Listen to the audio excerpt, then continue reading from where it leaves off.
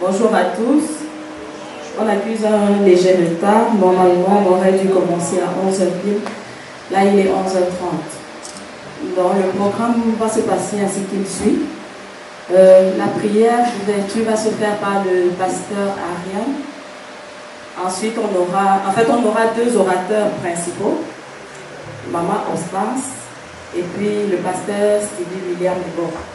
Le thème de la conférence, c'est encore possible. On a commencé à Douala, on a été à Kribi et tout s'est très bien passé. Donc, nous sommes actuellement à Yaoundé pour l'apothéose. J'espère que vous allez être bénis et soyez les bienvenus. Merci d'être parmi nous.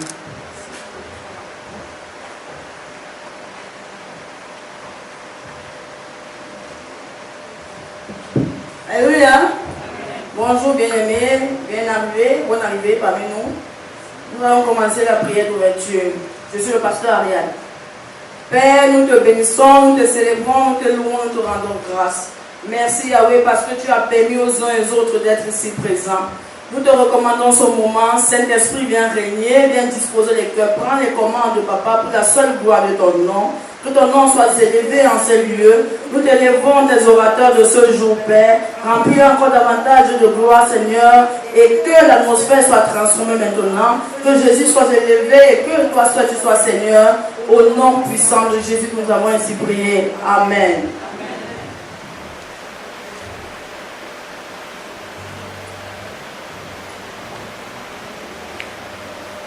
Bien-aimés, nous allons accueillir notre premier orateur de ce jour, l'homme de Dieu, le pasteur Steve William Ebo, sous vos acclamations, s'il vous plaît.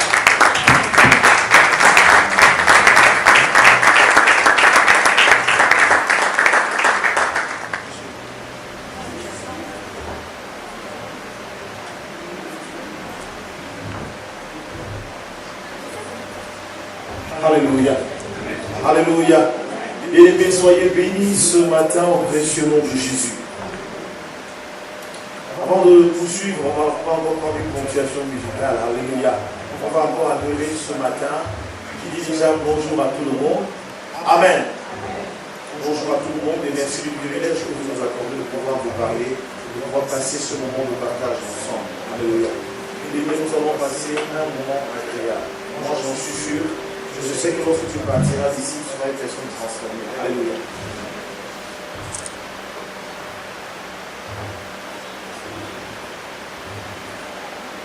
Il y a de toi, Seigneur, il y a de toi. Tu peux te lever, tu peux te mettre debout et adorer le Seigneur. Il y a de toi, Seigneur, si tu le veux, il y a de toi. Si ta meilleure position, tu restes assis. Il n'y a que toi, Seigneur, il n'y a que toi. Il n'y a que toi, Seigneur, il n'y a que toi. Il n'y a que toi.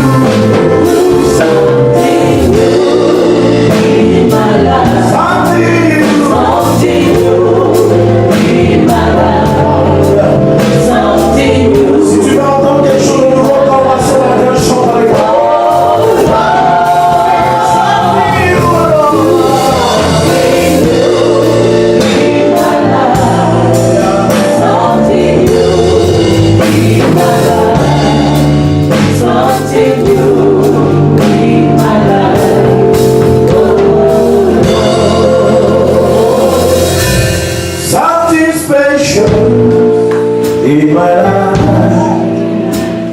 Something special this morning. Something special this morning. Oh Lord, something new in my life.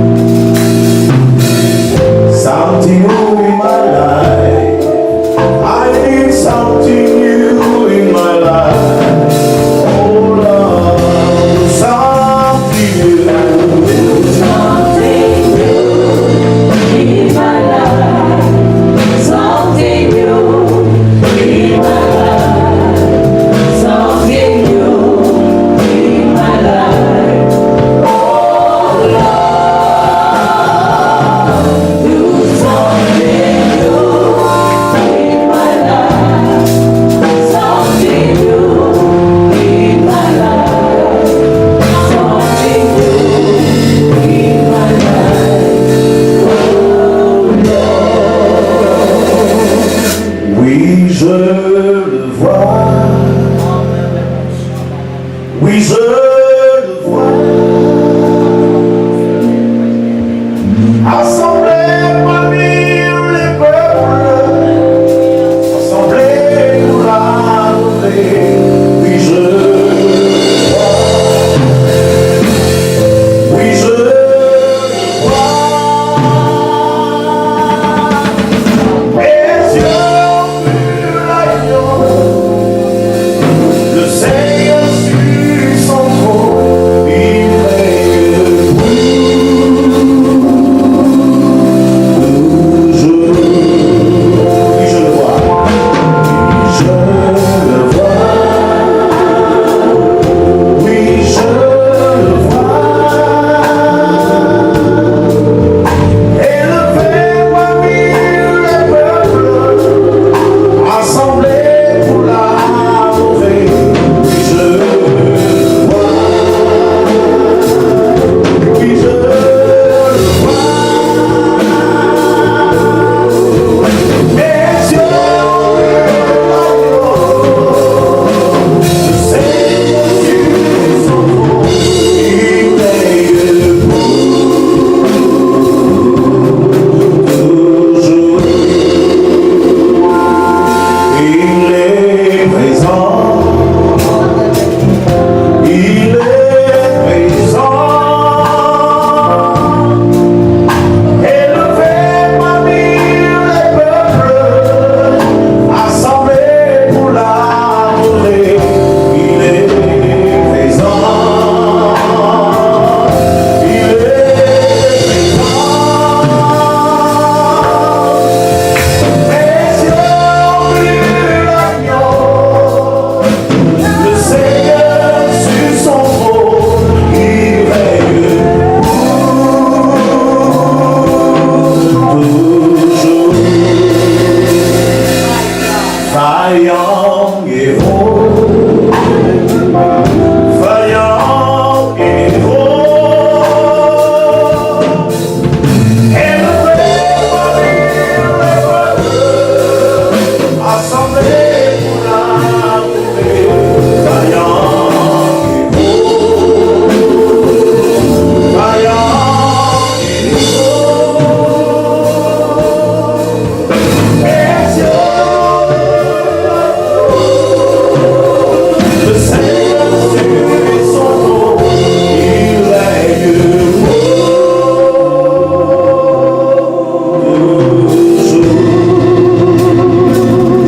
Il m'a touché. Il m'a touché. Assemblé parmi les peuples, assemblé pour l'adorer. Il m'a touché. Il m'a touché. Mes yeux ont vu l'agneau, le Seigneur sur son trône, il règne toujours.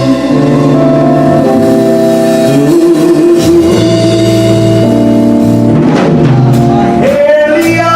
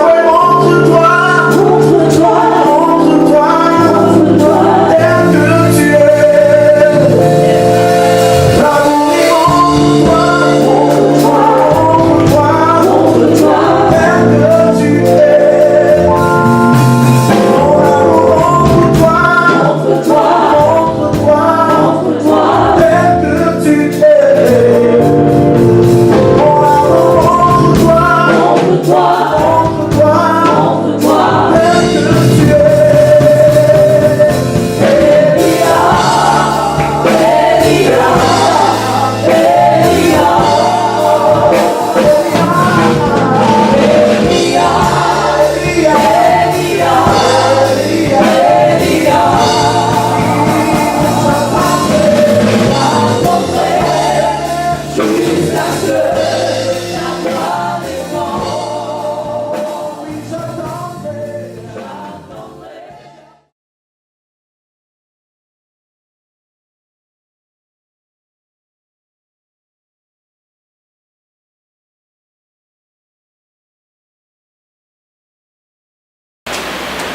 rends grâce à Dieu déjà pour vos vies, pour ceux qui sont là depuis le matin, pour ceux qui ont honoré, qui ont respecté l'heure, que Dieu vous bénisse abondamment.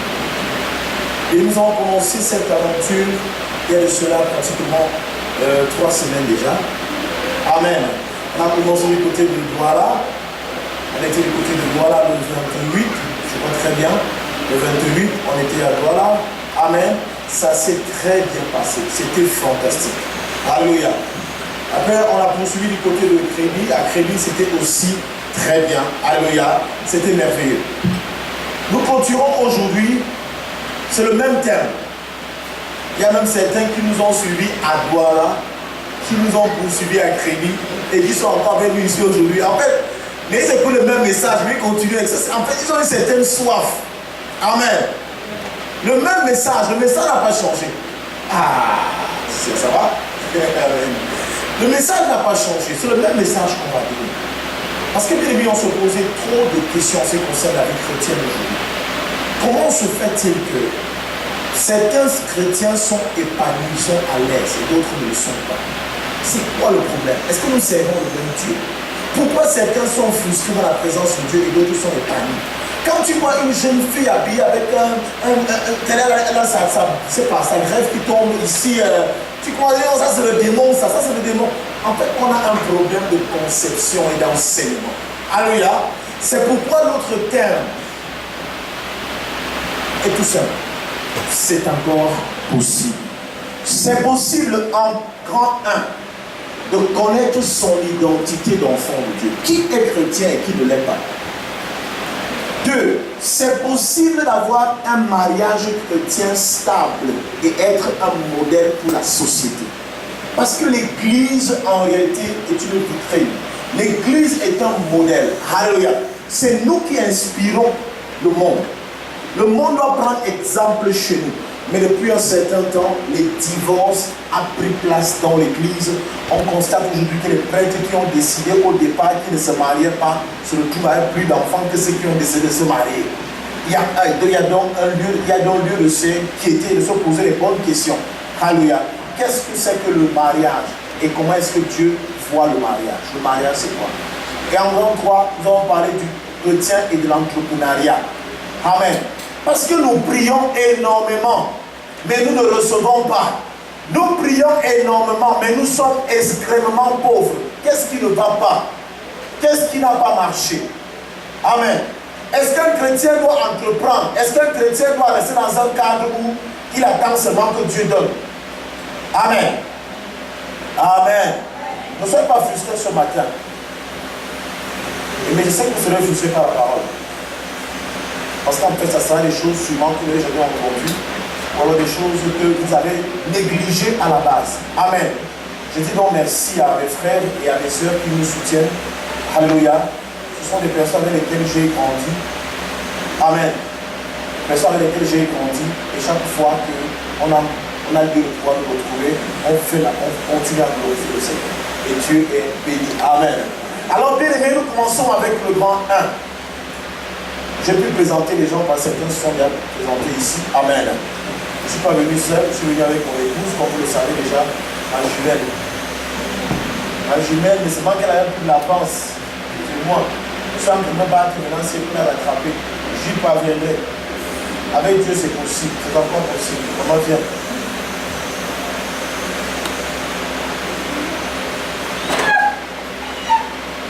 Donc, si tu m'as vu, tu l'as vu. Si tu l'as vu, tu m'as vu. Amen. Voilà. Je vais utiliser la côte. La pièce originale. Ça, ce n'est pas le camp Yabassi. Amen. Ça, ce n'est pas le camp Yabassi, ça. Alléluia. Ce n'est pas le genre qu'on ramasse à la casse, en Bourada. Non, ce n'est pas la casse. Amen. Pièce d'origine. Alléluia. Voilà. C'est donc toi ici. Amen. Amen. Oui, nous faisons l'œuvre de Dieu ensemble. Vous aurez le temps d'écouter notre témoignage tout à l'heure. Beaucoup de personnes pensent que nous nous vantons sur les réseaux sociaux. Mais c'est que nous avons vécu quelque chose de particulier. Ce qui fait qu'aujourd'hui, nous disons, nous devons apporter cela au monde. Et c'est pour cela que nous passons le temps à faire des conférences à travers le pays. Alléluia. Nous finissons avec le Cameroun. Après, on va faire une conférence en Belgique. Après la Belgique, nous partons en Côte d'Ivoire. Après la Côte d'Ivoire, nous partons en Burkina Faso. C'est Dieu qui permet que ces choses se fassent ainsi. Parce que nous avons reçu quelque chose et nous devons le donner aux autres.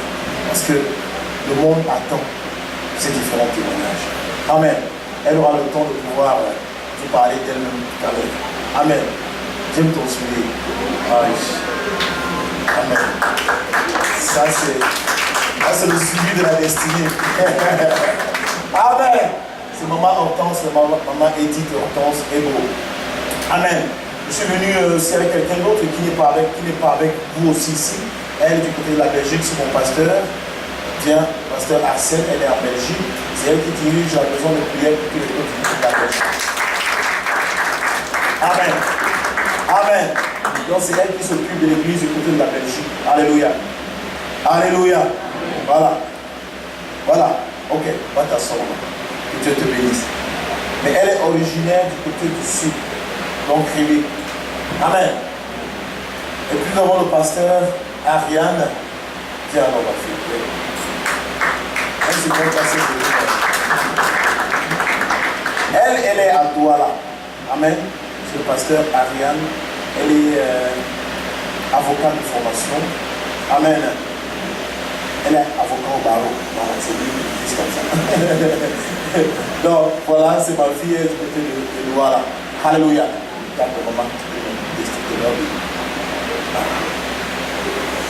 Il y a l'autre pasteur de Douala aussi qui n'est pas encore là. Ils vont arriver avec un retard.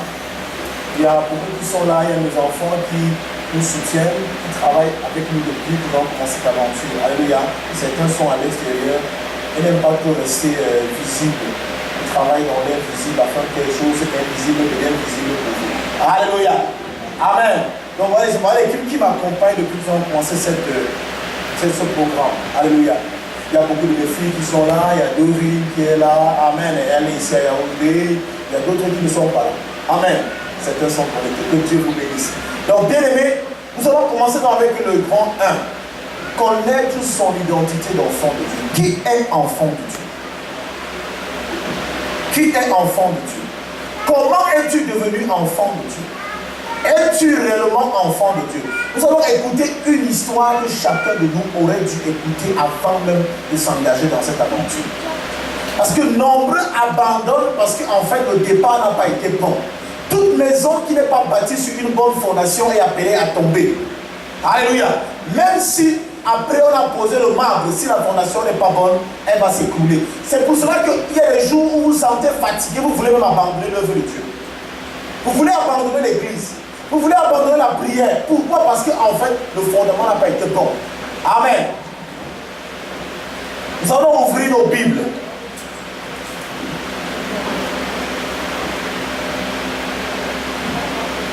Genèse chapitre 1er.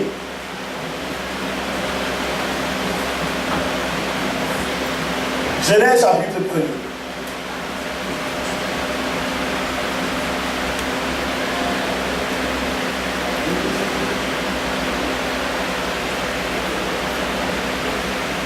Genèse chapitre 1er, verset 26, il est écrit. Alléluia.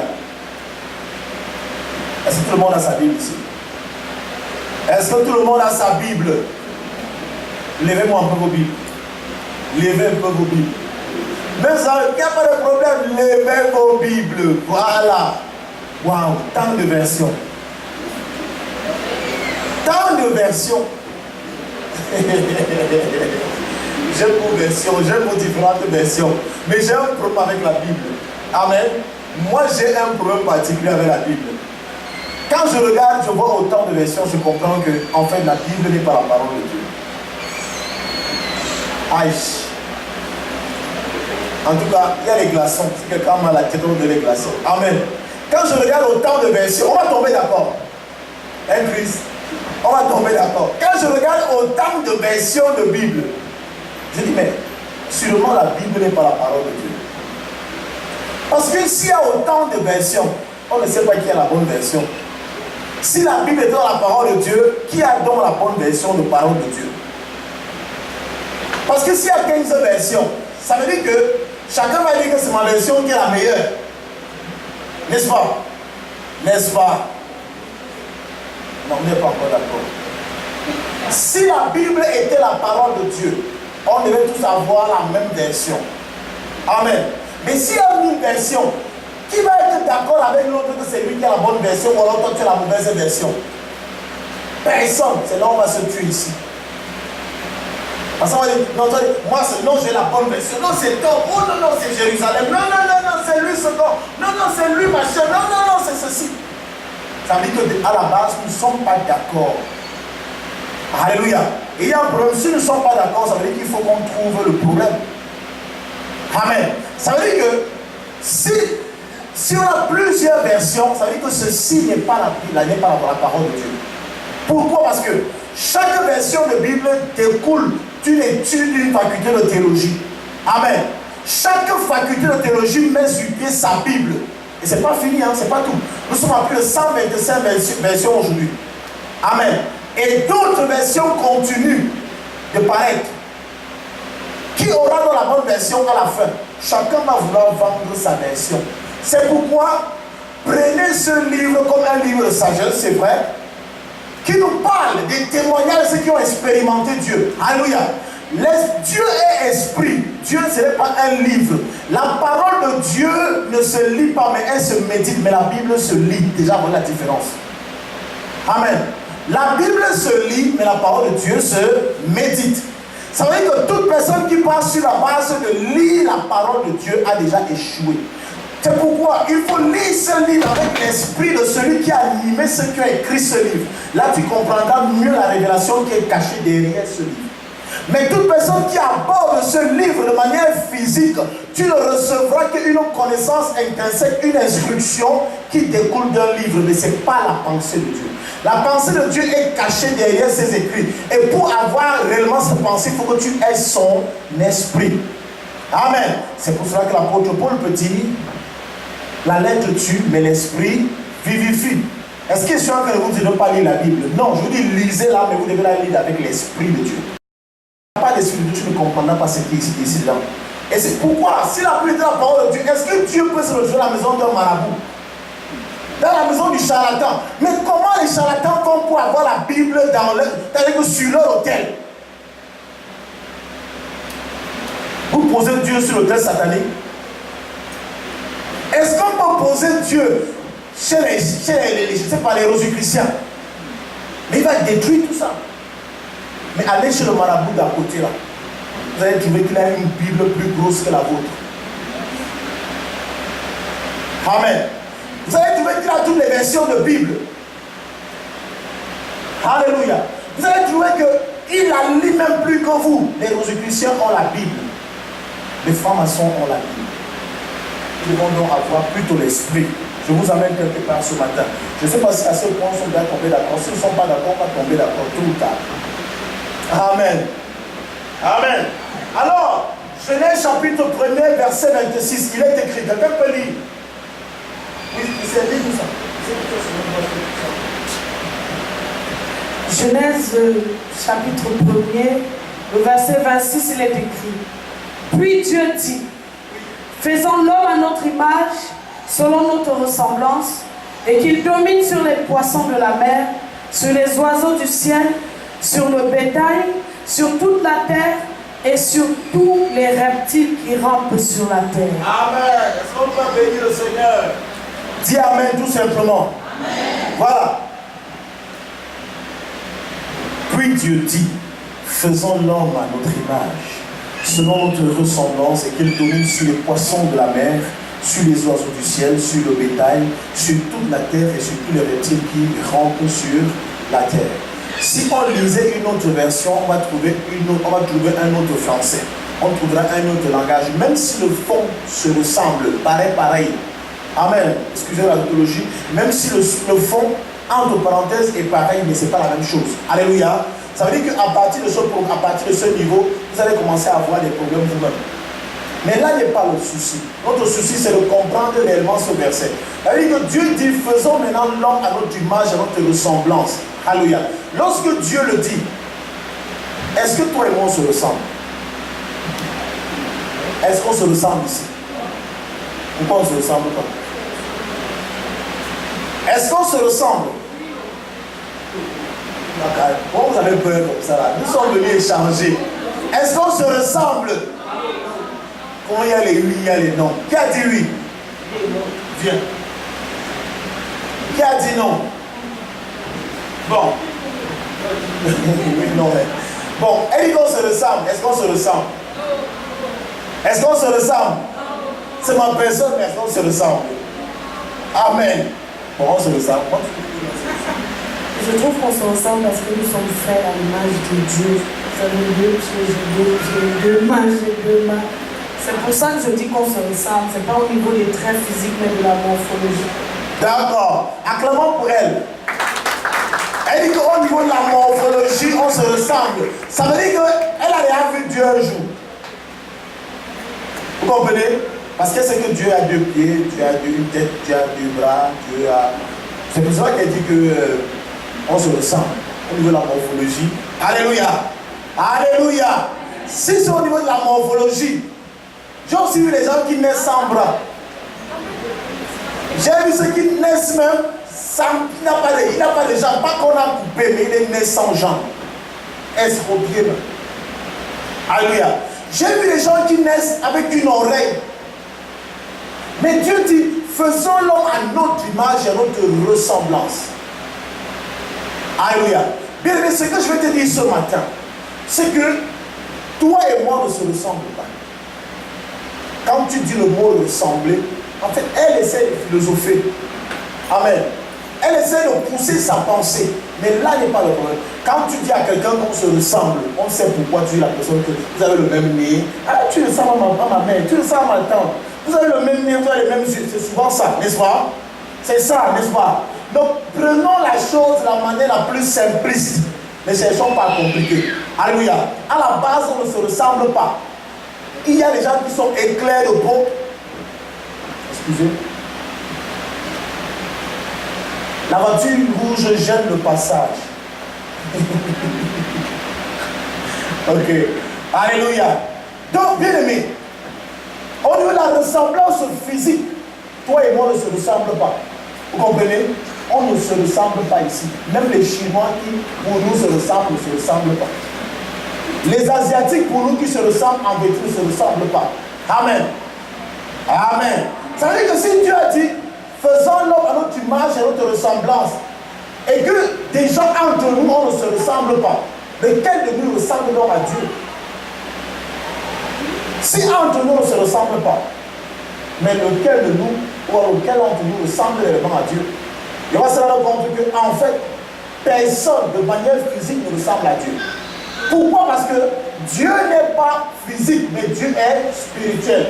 Notre ressemblance avec Dieu ne se trouve pas au niveau du physique. Dieu n'a pas deux jambes, Dieu n'a pas deux têtes, Dieu n'a pas deux bras. Alléluia. Dieu est esprit. Et c'est pourquoi la parole peut dire Dieu est esprit et il faut que ceux qui l'adorent en esprit. Ça veut dire que si tu pars du côté physique pour rencontrer Dieu, tu ne le rencontreras jamais. Si tu pars du côté physique, tu dis je vais rencontrer Dieu, tu ne le rencontreras jamais. Notre relation avec Dieu est donc une relation physique, esprit à esprit. Amen. Si tu es physique et tu veux rencontrer Dieu qui est spirituel, tu ne peux pas le rencontrer. C'est pourquoi nous pouvons prier de manière charnelle et on ne rencontre pas Dieu. Pourquoi? Parce que lui, il n'est pas charnel. Amen. Dieu n'est pas charnel. Dieu est un esprit. Si tu veux le rencontrer, il faut que tu ailles dans la sphère spirituelle toi aussi. Alléluia. Alléluia. Ta relation avec Dieu est une relation d'esprit à esprit. Pas de chair à esprit. C'est pourquoi la Bible déclare que les désirs de la chair sont contraires à ceux de l'esprit. Parce que si tu vas désirer les choses spirituellement, alors que tu es encore dans la chair, tu ne les recevras jamais. Amen. Et nous allons poursuivre dans notre lecture. Dieu déclare donc que faisant l'homme à notre image, nous sommes tombés d'accord déjà à la base que, en termes de physique, aucun de nous ressemble à Dieu. Et on ne se ressemble pas. Ça veut dire qu'on ne peut pas ressembler à Dieu de façon physique. On ressemble à Dieu. Dieu reconnaît notre image en nous. Il reconnaît son image en nous lorsqu'il voit son esprit en nous. Alléluia. Ça veut dire que celui qui n'a pas l'esprit ne peut pas communiquer avec Dieu. C'est si tu as l'esprit de Dieu que tu communiques avec lui. Pourquoi? Parce que l'esprit de Dieu est une portion. L'esprit de Dieu que nous avons est une portion de lui. C'est un morceau de lui. Une partie de lui qu'il affecte un peu afin qu'il puisse t'identifier. C'est comme une puce qu'on place dans un téléphone. La puce n'est qu'un petit élément. Alléluia. Mais en fait, ce qui se connecte à la puce, alléluia, c'est un gros générateur qui est placé quelque part. Amen. Mais c'est lui qui localise ta puce afin que tu aies le réseau. Si tu as un gros téléphone, s'il n'y a pas de puce dedans, MTN ne peut pas te retrouver. Hein? Vous comprenez? C'est la même chose. La puce MTN que tu as dans ton téléphone fait de toi un membre de MTN. Même si on ne t'appelle jamais. La première année que vous faites l'identification aujourd'hui, non? MTN connaît le nombre d'abonnés. Même si c'est une puce qui a été abandonnée quelque part, c'est une puce qui appartient à MTN. Alléluia. Ça veut dire que chacun de nous qui n'a pas l'esprit de Dieu a un problème avec Dieu. Nous allons poursuivre notre enseignement. C'est pourquoi dans le chapitre 2 du même livre de Genèse, alléluia, quand tu ouvres le chapitre 2, verset 7, nous allons lire. On va aller rapidement. Écoutez-moi très bien ce matin. Genèse chapitre 2, verset 7. Oui. Je lis pour nous. L'Éternel Dieu forma l'homme de la poussière de la terre. Il souffla dans ses narines un souffle de vie et l'homme devint un être vivant. L'Éternel Dieu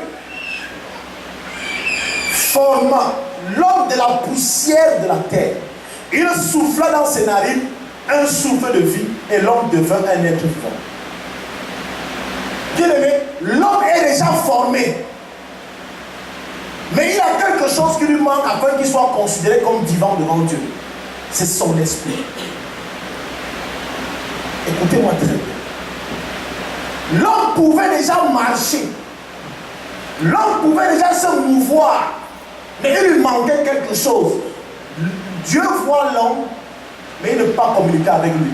Parce qu'il n'est pas vivant, tant qu'il n'a pas son esprit. C'est quand il souffle dans ses narines. Ce n'est pas le souffle qu'on a dans les narines. Ce n'est pas le... Non. Il ne s'agit pas de ce souffle. Mais c'est l'Esprit de Dieu qui le dépose en lui. Bien aimé, Jésus met la même action dans le livre de Jean chapitre 19. Alléluia. La Bible déclare que Jésus, après sa crucifixion, alléluia, après avoir été tué, après sa mort, abandonne en quelque sorte ses disciples. Et les disciples vont s'enfermer à la chambre haute. Pendant qu'ils sont en train de prier, alléluia, ayant peur de ce qui se passait à l'extérieur, parce que la Bible déclare qu'ils étaient menacés par les Juifs. On menaçait de les tuer, de les lapider. Alléluia, ils sont allés se cacher dans une chambre. Pendant qu'ils sont cachés dans la chambre, alléluia, Jésus apparaît. La Bible déclare que Jésus leur dit: la paix soit avec vous. Amen. Mais en réalité, ils n'ont pas de paix, parce que celui qui leur garantissait la paix est déjà mort, tu es parti. Même quand tu nous dis que la paix soit, on sait qu'après ça tu vas repartir, on ne peut pas être en paix. On nous menace à l'extérieur. Amen. Jésus l'a dit une deuxième fois: la paix soit avec vous, parce qu'il a compris qu'il n'était toujours pas en paix. La Bible déclare que Jésus s'est rendu compte qu'il n'était pas en paix. Il avait besoin de quelque chose. Alléluia. Vivant, il n'était pas mort. La Bible déclare que Jésus a soufflé sur eux. Il dit: recevez le Saint-Esprit. Pourquoi il a donné le Saint-Esprit? Parce qu'ils marchent, mais ils ne sont pas des vivants, ils sont des morts. Il a pris, mais ils sont des morts. Alléluia. Ils prononcent le nom de Dieu. Ils sont dans la chambre, il est jeune, mais ce sont des morts. Il dit: recevez le Saint-Esprit. C'est la même action que le Père mène dans le livre de Genèse chapitre 2 au verset 7. Alléluia. Déjà lorsque tu étudies cette histoire, tu vas te compte que Jésus n'était pas encore parti au ciel. Il n'était pas encore allé vers le Père. Or il a dit: c'est quand je m'en serai allé que je vais prier le Père afin qu'il vous envoie le consolateur. Alléluia. Mais là il n'est pas encore parti. Il leur donne quand même le Saint-Esprit. Ça veut dire que, en fait, il n'y a pas un Père, il n'y a pas un Fils. Amen. Pourquoi? Parce que je vous ai dit, c'est quand je m'en serai allé que je vais vous envoyer le consolateur. Mais là, il n'est pas encore parti. Pourquoi tu nous le donnes? Ça veut dire qu'il n'y a pas un père que tu dois aller rencontrer. Toi-même, tu es le père. Et c'est veille de le père. Celui qui a vu le fils a vu le père. Quand le fils ne voit que ce qu'il a vu le père faire, c'était une façon de parler afin de comprendre s'il le connaît. Je suis le père. Amen. Il n'y a pas un voyage à faire et revenir, aller négocier pour quand vous avez le consolateur. Je suis le consolateur, je suis le père et je vous le donne. Recevez. C'est pourquoi certains ont reçu le Saint-Esprit avant la Pentecôte, d'autres ont attendu la Pentecôte pour le recevoir. C'est pourquoi, bien aimé, dans la parole de Dieu, il y a certains qui attendent pendant que d'autres provoquent ce que vous attendez.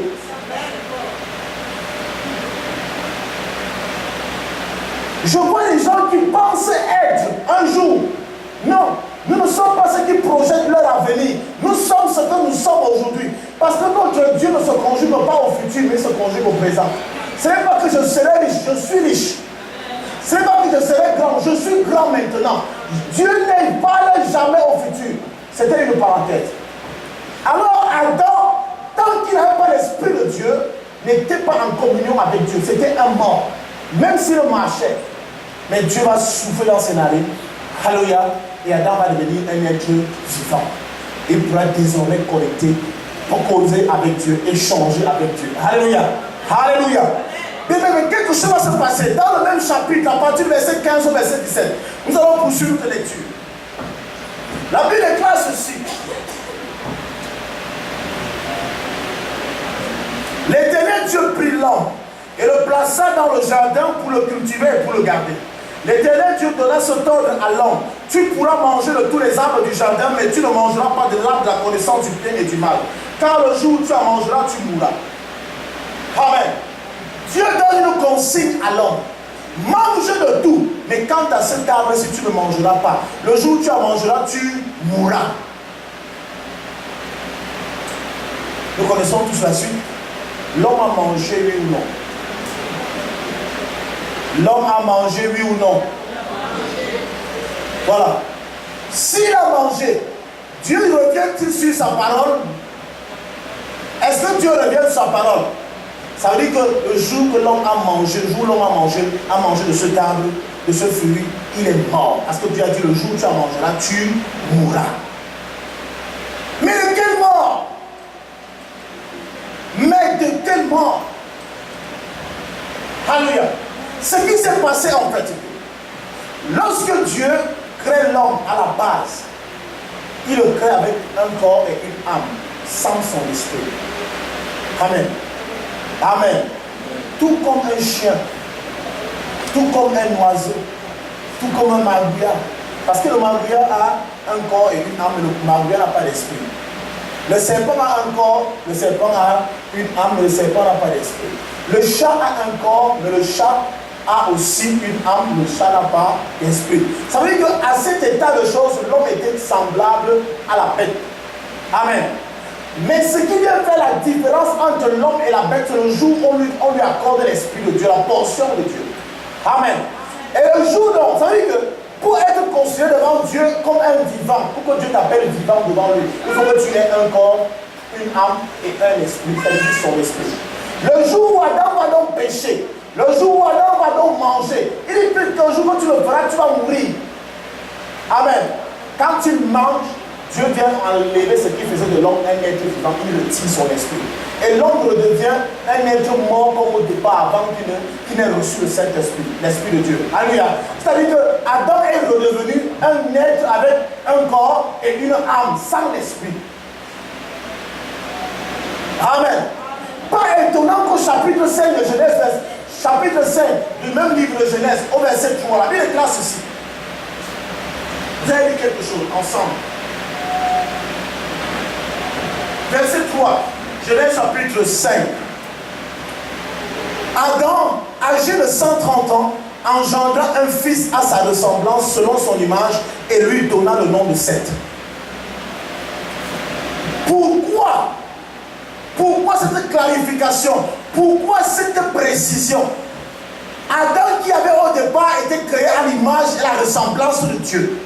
Pourquoi lorsqu'il commence à donner des enfants, au lieu qu'il donne des enfants à l'image et à la ressemblance de Dieu, il donne plutôt les enfants à son image et à sa ressemblance. C'est parce qu'en fait, Adam ici n'a plus l'image de Dieu, n'est plus à l'image de Dieu. Amen. Adam n'est plus à l'image de Dieu. Il a perdu ce qui faisait de lui un être qui ressemble à Dieu. C'était quoi? L'esprit. C'est pourquoi quand il commence à donner des enfants, les enfants sont à son image et à sa ressemblance, c'est-à-dire des êtres avec un corps et une âme, sans esprit.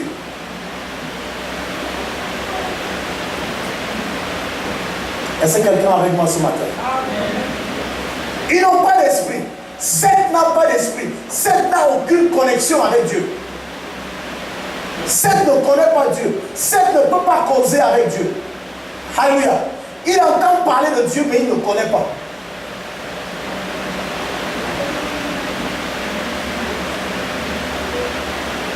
Mais il y a un problème. Il est déconnecté de Dieu. C'est pourquoi, parce que le péché est entré par un seul homme, nous tous là, tous ont péché et sont privés de la gloire de Dieu. Mais ce qu'on entend par péché aujourd'hui, ce n'est pas quand tu pars voler. Le vol, c'est la résultante. Alléluia, c'est le fruit du péché. Le vol, c'est le fruit du péché. Ce n'est pas quand tu pars voler que tu pêches. Tu nais déjà pécheur. Alléluia. Cet enfant que tu tiens en main, c'est un mort.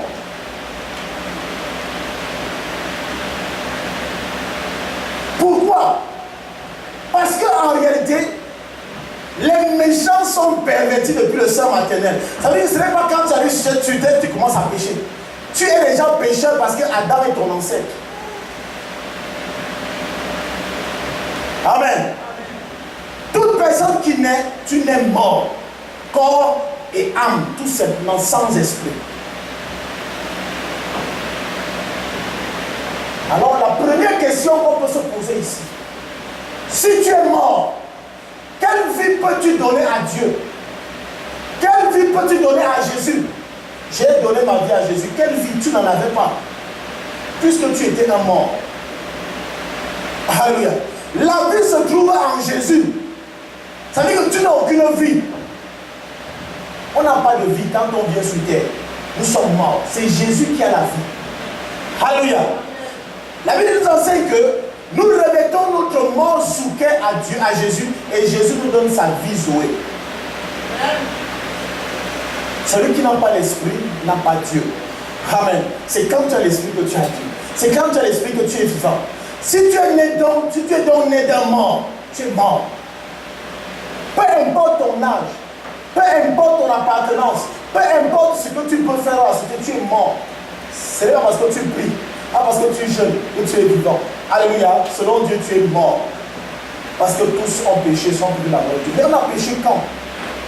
Mais parce que nous avons pour ancêtre, nous avons pour père, nous avons pour aïeux qui Adam.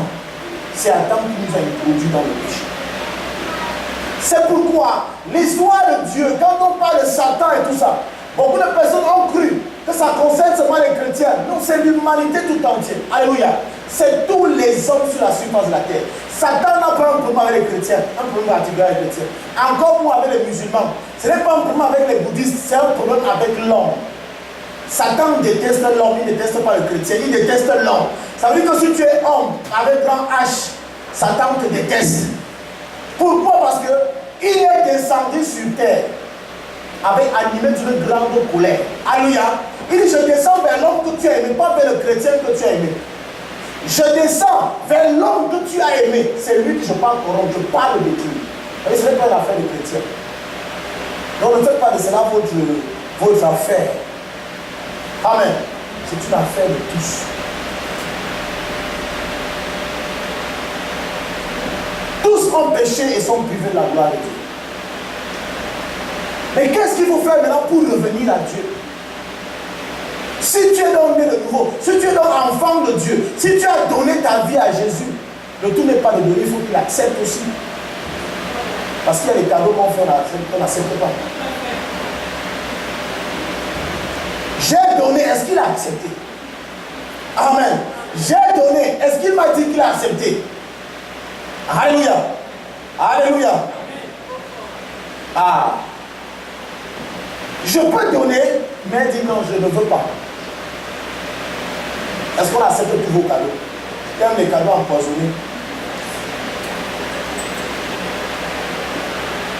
Comment vous êtes donc venu dans cette histoire-ci? Comment vous avez fait pour vous retrouver dans le Seigneur? C'est là la question. Oh, c'est clair. On ne devient pas enfant de Dieu parce qu'on le veut. On ne devient pas enfant de Dieu parce qu'on le désire. Ni parce que quelqu'un a fait de nous un enfant de Dieu. C'est clair, c'est écrit dans votre Bible que vous appelez la parole de Dieu. S'il faille donc se conformer à ce qui est ici là, on va lire ce qui est là-dedans et on va comprendre si on a bien fait. Amen. Ouvrons-nous maintenant Jean chapitre 1. Jean 1.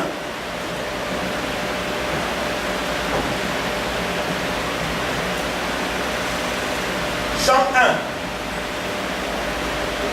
Bien aimé, il n'y a pas de mal à refaire, à recommencer. Si on a échoué, si on a raté le départ. Alléluia. Il n'y a pas de mal. Jean chapitre 1er, du verset, bon, je lis la partie du verset 1er, je lis pour lui. Jean 1. Au commencement était la parole était avec Dieu et la parole était Dieu. Elle était au commencement avec Dieu, toutes choses ont été faites par elle et rien de ce qui n'a été fait n'a été fait sans elle. En elle était la vie et la vie était la lumière des hommes. La lumière lui dans les ténèbres et les ténèbres ne l'ont point reçue. Il y eut un homme envoyé de Dieu, son nom était Jean. Il vint pour servir de témoin, pour rendre témoignage à la lumière, afin que tous crussent par lui. Il n'était pas la lumière, mais il parut pour rendre témoignage à la lumière. Cette lumière était la véritable lumière qui, en venant dans le monde, éclaire tout homme. Elle était dans le monde et le monde a été fait par elle. Le monde ne l'a point connue. Elle est venue chez les siens et les siens ne l'ont point reçue.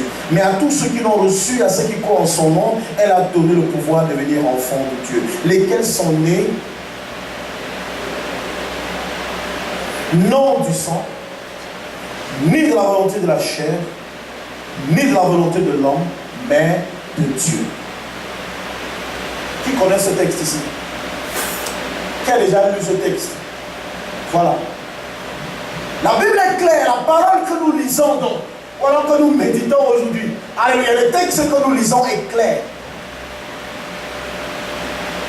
La parole est venue vers nous, c'est-à-dire que ayant été rejetée par ceux qui devaient normalement la recevoir, elle est venue vers nous. Ceux qui l'ont reçue sont devenus enfants de Dieu, non pas la volonté de leur chair. Le je veux, ce n'est pas le je suis disposé, ce n'est pas le j'ai envie de devenir enfant de Dieu. Amen. Parce que chacun de nous ici, si on demande à certaines personnes ici, excusez-moi, soyons objectifs et soyons vrais, tu aurais voulu que qui soit ton père. Chacun allait choisir Paul Biya. Je veux que c'est Paul Biya-Bara qui soit mon pays, qui soit mon père. Je veux voulu que c'est Donald Trump qui soit mon père. Alléluia. Ça c'est la volonté de la chair. Mais la volonté de l'esprit a fait que celui qui est ton père là soit ton père. Parce qu'on ne choisit pas de père. Alléluia. Qui parmi nous peut aller à la poste centrale aujourd'hui et trouver les gars qui demandent soit les 100 francs et te disent je veux que tu m'adoptes comme père et toi aussi tu le fais sur le champ. Je vais être ton fils. Je vais être ta fille. Et toi aussi tu l'adoptes. Si on ne peut pas le faire, Dieu aussi ne le fera jamais.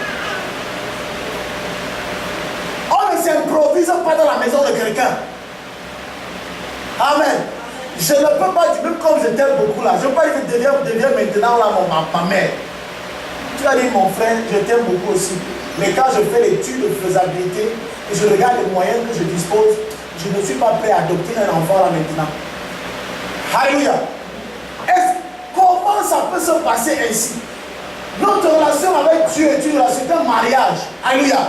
Tu ne rencontres pas quelqu'un en route aujourd'hui qu'on se marie là. Attends, tu sors d'où et tu vas où?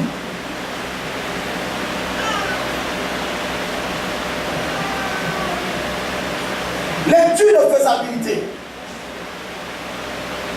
Tu vas devenir enfant de tel ministre. Mais est-ce que le ministre a veut que tu sois son enfant? Tu vas devenir enfant de Dieu. Mais est-ce que Dieu t'a dit que je veux que je t'ai adopté? C'est Dieu qui adopte. Alléluia. On ne s'improvise pas. Et c'est là où naît la frustration. Parce qu'en fait, tout le monde veut devenir.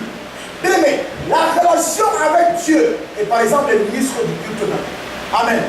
Tout le monde dans un état comme le Cameroun peut aspirer, peut vouloir devenir ministre. Que tu sois élu de ta localité, commence à bourgeonner les rues, construire les maisons. Le président peut dire que tu ne seras jamais ministre, tu ne le seras jamais. C'est une affaire d'élection, il te choisit que toi. Désormais, tu es ministre de la communication et c'est comme ça que tout le monde obéit. Alléluia. Donc, ce n'est pas une affaire de vouloir.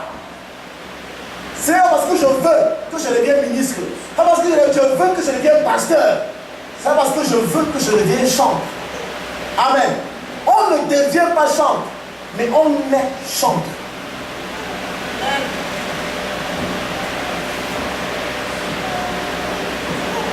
Il fait de nous des chanteurs, des pasteurs pour ses besoins, pas pour nos besoins.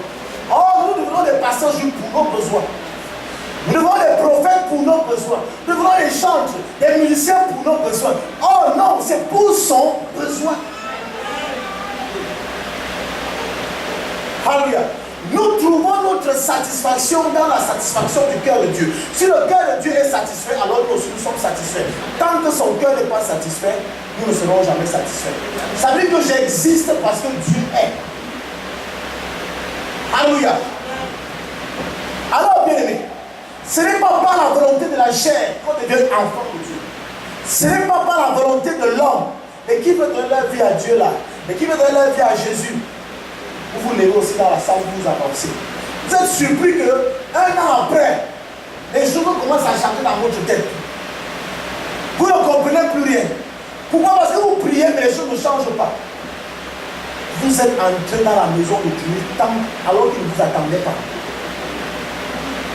Et quand la famille vous attrape, vous ne connaissez pas, là il y a le frigo, là il y a les mamies, c'est normal que vous ayez faim. Celui qui adopte un enfant prend la peine de lui montrer les êtres de la maison. C'est ici qu'il y a la cuisine. C'est ici qu'il y a le salon. Tu vas dormir ici. Désormais, c'est ta chambre. Mais on ne t'a pas montré. C'est normal que tu meurs de famille dans une maison où il y a la nourriture. Qui t'a introduit ici? Qui t'a amené ici? Zalswewa, Zalowa, qui t'a appelé? Tu as fait comment pour t'introduire dans cette histoire? Pourquoi tu es fâché maintenant comme s'il y avait un problème? On ne t'a pas invité.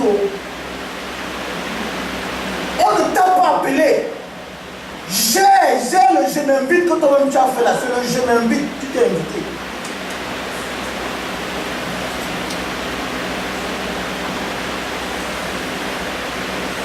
Elle continue la parole, dit ni de la volonté de l'homme. Je suis pasteur. Je suis peut-être enfant. Ce n'est pas parce que je le veux que je peux faire de mon frère un enfant de Dieu. Pas parce que je le veux qu'elle fasse ton enfant de Dieu. Viens, tu vas te baptiser quel jour, je te fais baptiser. Il faut que tu vas te faire baptiser. Tu l'as trop mis dans l'église. Tu es marié à l'église là. Maman, et à l'époque là, je partais pour la première fois chez le frère Zach. Tu connais l'église de Damas, c'est là-bas que je partais. C'est là-bas que tu as été baptisé en 82. C'est là-bas que j'ai donné ma vie à Jésus. En 82, il a donné sa vie à Jésus en 82. Mais quand tu regardes sa vie, quand tu regardes la personne, tu comprends qu'ici, il n'est pas de la maison de mon père. C'est un passant. Alléluia. Tu n'es pas de la maison de mon père. Tu n'es pas de la famille de mon père. Et c'est pour cela que tu es tout le temps Christ. La joie dans le Seigneur ne se trouve pas dans le matériel, mais dans la paix que nous avons au fond de nous. Il y a la joie du salut. Ce n'est pas une affaire d'argent. Je vous prêche, ce n'est pas que j'ai l'argent dans les poches. Amen. Je suis à l'aise, ce n'est pas que j'ai un compte en banque bien fourni. Alléluia. Mais il y a une joie qui se dégage de moi que lorsque je te vois, je me perds, je suis content.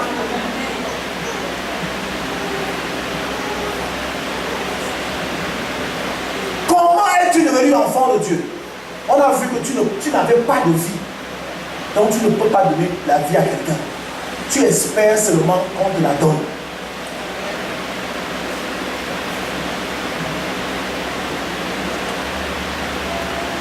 Tous ont péché et sont privés de la gloire de Dieu. Mais quelque chose va se passer. Dieu a aimé l'homme. Dieu a aimé l'homme. Il avait des plans merveilleux pour l'homme. Mais l'homme est appelé à périr. L'homme est appelé à périr à cause du péché.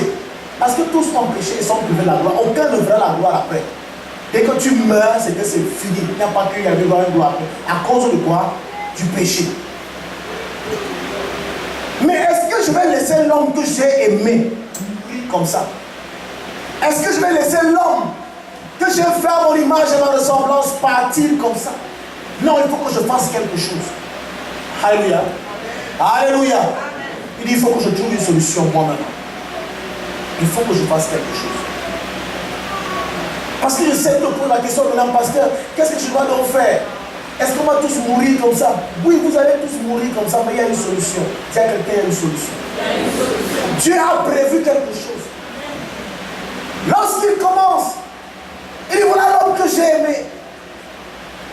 C'est là où les lois sur le sacrifice naissent. Alléluia. Avant la déconnexion de Dieu, de l'homme de Dieu, alléluia, on n'avait pas besoin de sacrifice. Pas besoin de sacrifice, parce qu'on était dans la présence de Dieu et Dieu était en nous. Or, maintenant, on fait des sacrifices pour attirer la présence de Dieu. On le cherche, on le cherche, on le cherche. Les gens ont commencé à le chercher. Caïn et Abel ont commencé à le chercher. Seth arrive, il commence aussi à le chercher. Or, Adam ne le cherchait pas au départ. Amen. Il était avec lui, il entendait échanger avec lui. Mais qu'est-ce que Dieu doit faire? Je ne peux pas laisser l'homme que j'ai aimé périr. Il faut que je trouve une solution. Alléluia. Il va donc instituer la loi sur le sacrifice. Mais quelque chose de particulier va se passer avec la loi sur le sacrifice, c'est que il va dire à Moïse, Moïse, voilà ce que tu devras faire lorsqu'un homme aura péché. Tu prendras, celui qui aura péché prendra un agneau mâle, sans défaut. Alléluia. Et il devra le sacrifier, le sacrificateur devra l'égorger, tant pour moi, recueillir de son sang et me le présenter. Alléluia. Si le sang est pur, je vais pardonner. Mais le pardon sera tout simplement, le péché sera tout simplement couvert par ôté. Alléluia. Écoutez-moi très bien. Le péché sera couvert et non ôté. Ça veut dire que malgré le fait que le péché soit couvert, s'ils meurent, ils vont toujours en enfer. Parce que le problème, c'est que le péché doit être ôté, pas couvert. Amen. S'il est couvert, ça veut dire qu'il est là. Mais à cause du péché, les choses risquent d'être difficiles pour vous. Et parce que je ne veux pas que les choses soient difficiles pour vous, je veux quand même faire en sorte que vous ayez le bien-être sur terre. Amen. C'est pour cela que toute la loi de Moïse ne concerne que les biens matériels, les biens terrestres. Si tu obéis à la voix de l'Éternel ton Dieu en mettant en pratique tous ces commandements que je te prescris aujourd'hui, l'Éternel ton Dieu devra supériorité sur toutes les nations de la terre, pas les nations du ciel. Tu seras béni au champ, tu seras béni en ville, les troupeaux et ton béni bétail seront bénis, toutes ces choses seront bénies, ta cuve et ta cuve seront bénies. Alléluia, tu seras béni au champ, tu seras béni en ville, tu seras béni en campagne. Toutes ces choses seront bénies. Ce sont des choses physiques. Il ne parle pas du paradis là-dedans parce qu'en fait, il sait que tu es déconnecté du paradis, c'est déjà oublié pour lui. C'est déjà un dossier classé. Tu es appelé à périr. Donc, vis heureux sur terre comme tu veux, mais tu vas périr.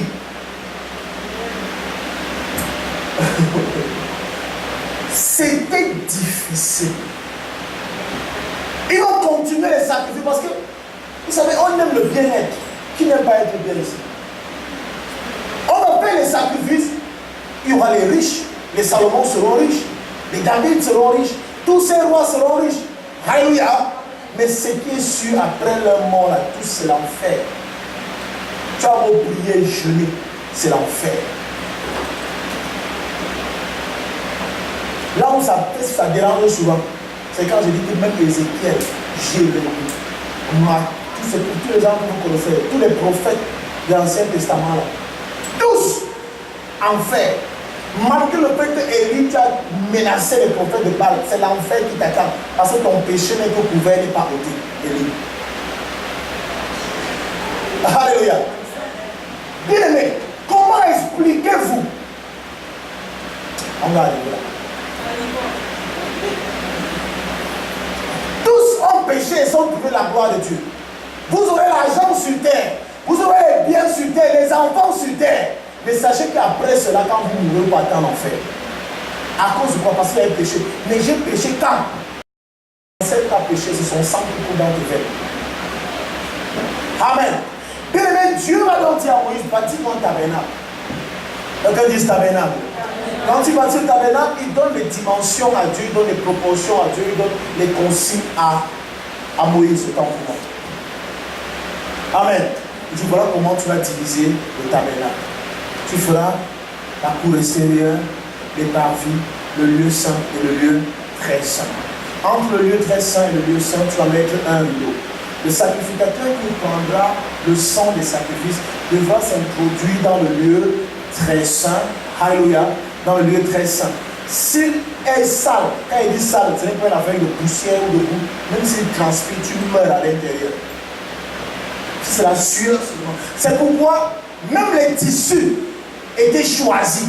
Les fils qui passaient sur les tissus n'étaient pas n'importe quel fil. Alléluia. Quand ils entraient dans le lieu très saint, nombreux mouraient parce qu'ils étaient impurs. Nombreux mouraient dans le lieu très saint. Mais maintenant, il y a un problème, c'est que même quand ils meurent dans le lieu très saint, personne n'a le droit d'entrer et d'aller récupérer le corps. Ah oui. Comment on doit donc faire? On a envoyé quelqu'un pour nous aider, mais maintenant c'est que nous ne soyons plus. Il est mort, on récupère son corps comment? Parce qu'il faut que le suivant passe. Alléluia. Alléluia. Ils passent, ils ont trouvé l'astuce. Ils ont cherché une corde. Chaque fois qu'un sacrificateur devait entrer en lieu très saint, on attachait une corde à la hanche et on laissait le mou à l'extérieur. Amen. Et on mettait une cloche. Comme ça, quand il rentre, le mou reste à l'extérieur. S'il tombe, on va suivre le bruit de la cloche et on saura qu'il est tombé. On va tenir par le mou, la corde. On va récupérer le corps. Alléluia. Imaginez ce cinéma était fait chaque mois, chaque année. Et c'est les bêtes qu'on sacrifiait. Alléluia. Il fallait un agneau mâle, sans défaut. Retenez donc qu'un agneau, c'est un animal dont l'âge est compris entre 0 et 3 ans. Amen. C'est là où on parle d'agneau. Alors, les animaux commencent à payer les frais alors que c'est l'homme qui a péché.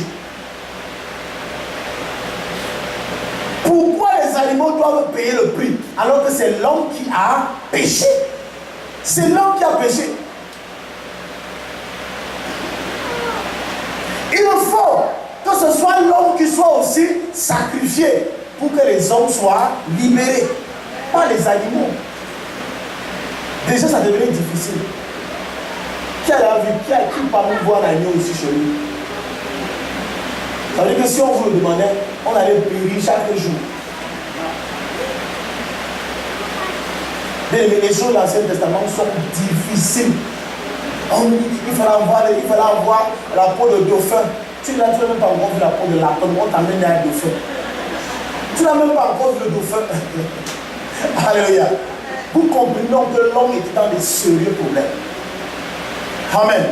L'homme avait des sérieux problèmes. Les gens vont continuer à périr, à mourir. Les animaux seront sacrifiés. Les animaux seront égorgés. Mais les hommes vont périr. Ça ne garantit absolument rien. Amen. Amen. Mais Dieu veut un homme. Il veut un homme pour mourir à la place des hommes, afin que les hommes soient libérés du péché à jamais. Mais où est-ce qu'il va trouver un homme avec un sang pur? Tous les hommes sont issus d'Adam avec le sang impur. Or, lui a besoin d'un sang pur. Il faut que le sang soit pur. Alléluia. Mais tous sont descendants d'Adam. On a le sang d'Adam en nous. Ça veut dire que notre sang n'est pas propre. Alléluia. Alléluia. Ce qu'il va faire, il va se rendre compte que ce n'est pas possible. Sur terre, aucun homme n'a un sang pur. Aucun homme n'a le sang pur. Tout le sang est impur. La Bible déclare que Dieu va donc se former lui-même un corps. Dieu va se former un corps. Il va prendre la forme humaine. Alléluia. Écoutez très bien l'histoire. Jésus va naître dans les conditions bizarres. Dieu va se faire un corps. La parole va se faire chair. Lui-même va se faire. Il dit, ok, comme c'est moi qui ai né l'homme, ça veut dire que la responsabilité de l'homme, c'est moi-même qui dois aussi trouver la solution. Il va donc se former un corps. Il va descendre sur terre. Mais parce que c'est un homme qui doit mourir. Alléluia. Il faut donc qu'il naisse aussi à la manière des hommes. Mais il y a un problème. C'est que s'il naît d'une relation entre un homme et une femme, il aura un sang impur. Parce que tous les hommes sur la surface de la terre, leur sang est impur. C'est pourquoi il va écarter la paternité de Jésus à Joseph.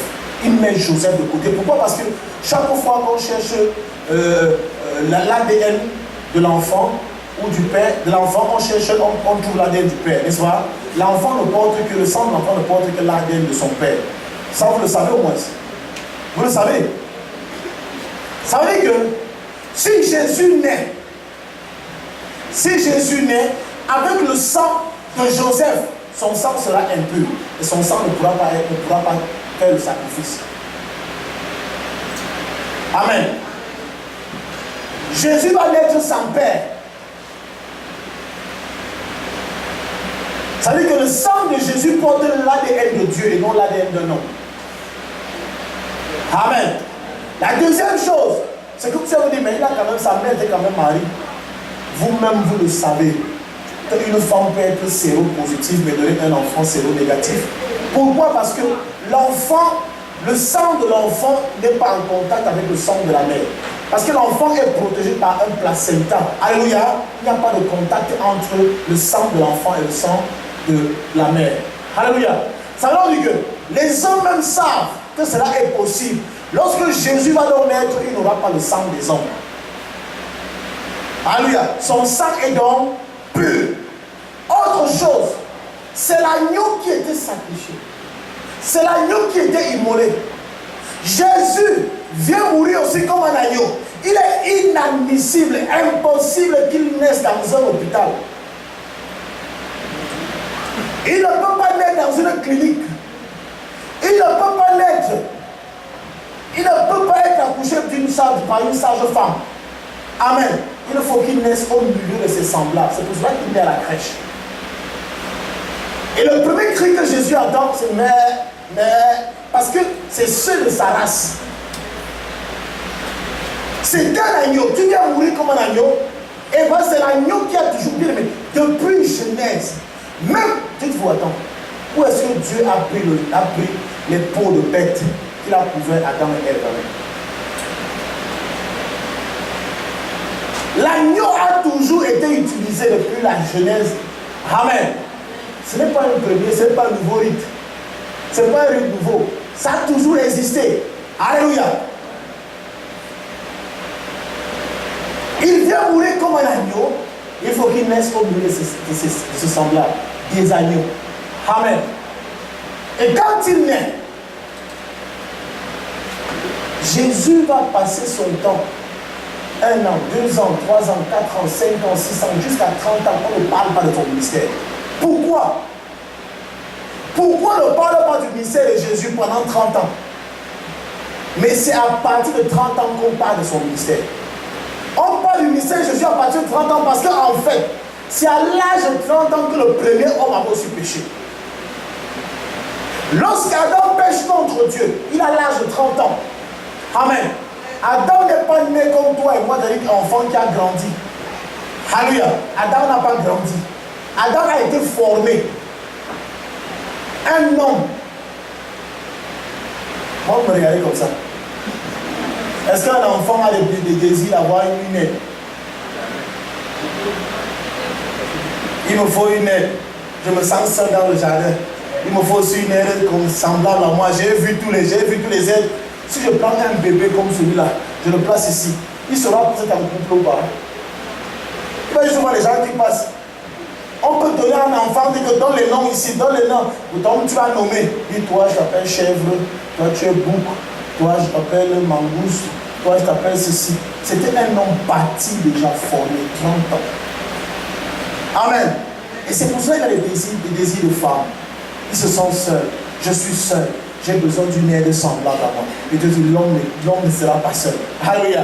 Je lui ferai une aide semblable à lui. Alléluia. Il faut donc que, là où le premier homme a péché, que celui qui vient relever aille poser le pont, là où le premier a péché. Alléluia. Donc si le premier homme a péché à 30 ans, il faut que l'autre aussi, celui qui vient résoudre ce problème, commence son ministère à 30 ans. Jésus commence son ministère à l'âge de 30 ans et non à l'âge de 29 ans. Amen. Amen. Quand tu lis cette parole, c'est à l'âge de 30 ans que Jésus commence son ministère. Regardez ce qui se passe. Jésus vient au jour de baptême. Il vient rencontrer Jean-Baptiste. Jean-Baptiste est plongé dans le baptême déjà. Jean-Baptiste voit Jésus venir à distance. Il dit, voici l'agneau de Dieu qui ôte le péché du monde.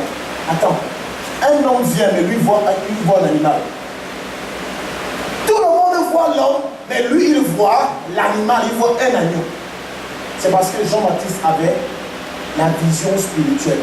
Or, ceux qui étaient avec lui voyaient un homme. Amen. À l'âge de 30 ans, lorsque Jésus commence dans son ministère, amen, on le connaît comme fils de tel, fils de Joseph, fils de... Or, il n'est plus le fils de Joseph. Il n'est plus le fils de Marie. Son identité a changé. Alléluia. Ce n'est plus la même personne. Et on nous a toujours appris que Jésus est mort à l'âge de 33 ans. C'est faux. Jésus est mort à l'âge de 30 ans parce que si son ministère a commencé à l'âge de 30 ans à 33 ans, ça fait combien d'années? 3 ans. Elle a dit que pour remplir les conditions d'agneau, un agneau c'est un animal qui a dans l'âge compris entre 0 et 3 ans. Ça veut dire que Jésus remplissait les conditions d'agneau. S'il n'était pas un agneau, alléluia, s'il était à 34 ans, il n'était plus un agneau.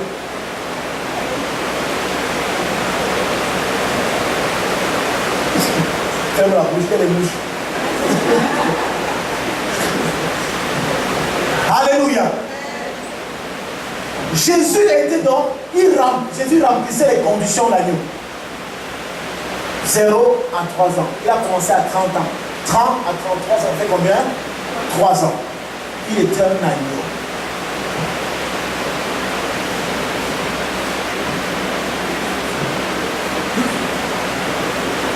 Bien aimé,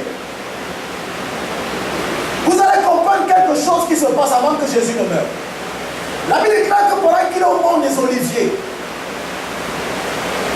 il s'est éloigné des disciples. Là-bas, il lui dit, Maître, permets que nous bâtissons ici 3 tentes. Une pour toi, une pour Élie et une pour Moïse. Mais Élie et Moïse sortent tout dans le Nouveau Testament. Les gens qui sont morts depuis, qu'est-ce qu'ils viennent chercher là? En fait, Jésus était sur le point d'abandonner la mission.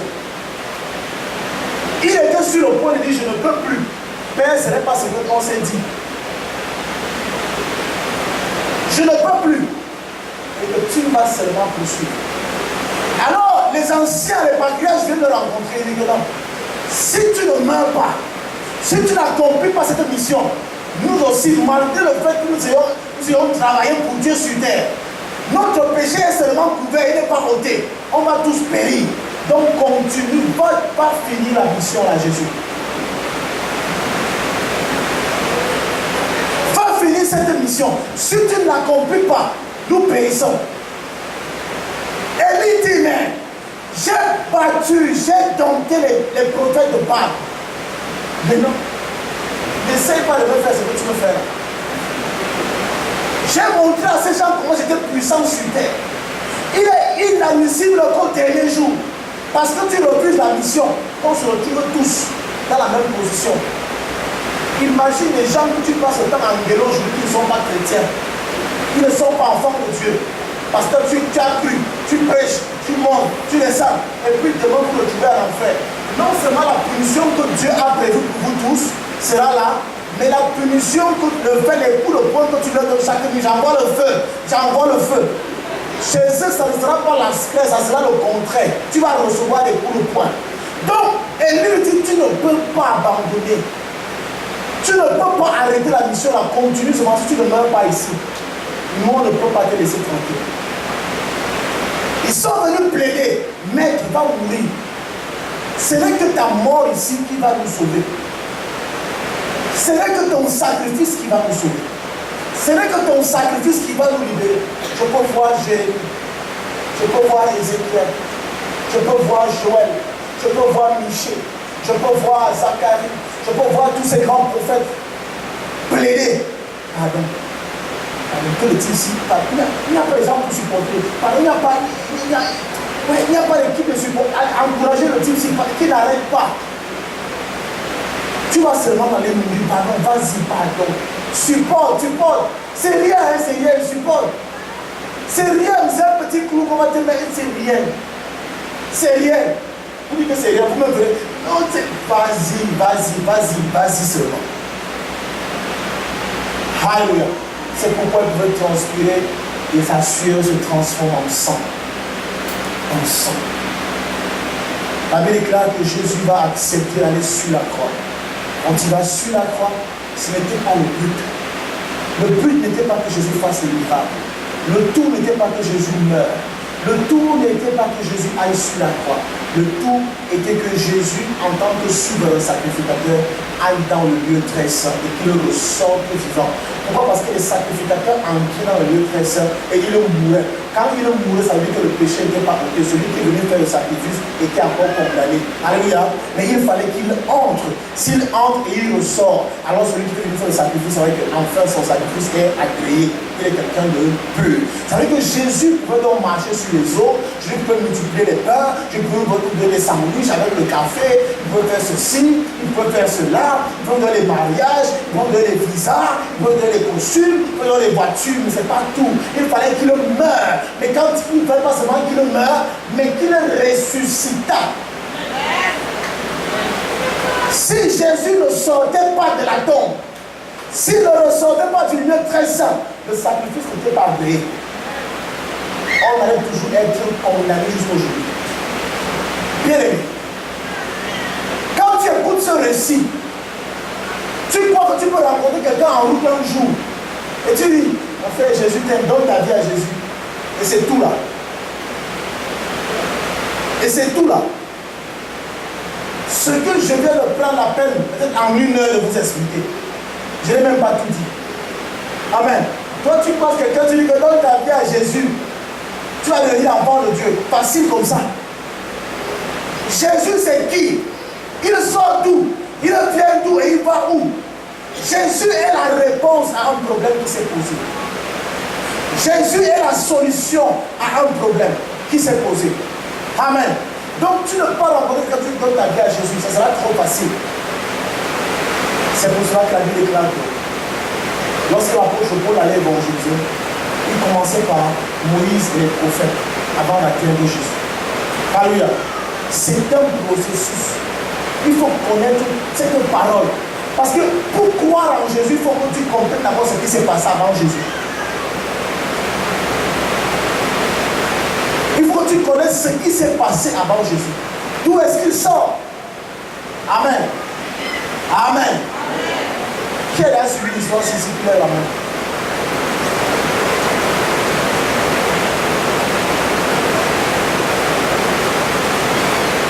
La Bible déclare ceci. Je vous ai encore cela quelque part chez mon frère hier. Dans le livre de Jean, chapitre 17, verset 3. La vie éternelle, c'est qu'ils te connaissent, toi le seul vrai Dieu, et Jésus-Christ, celui que tu as envoyé. Ou alors celui que tu as envoyé, Jésus, pas les déversions. Or, la vie éternelle, c'est qu'ils te connaissent, toi le seul vrai Dieu, et celui que tu as envoyé, Jésus-Christ. Ça veut dire que si tu veux avoir la vie éternelle, il faut que tu connaisses le seul vrai Dieu, déjà. Et après, tu vas connaître celui que le seul vrai Dieu a envoyé, qui est Jésus.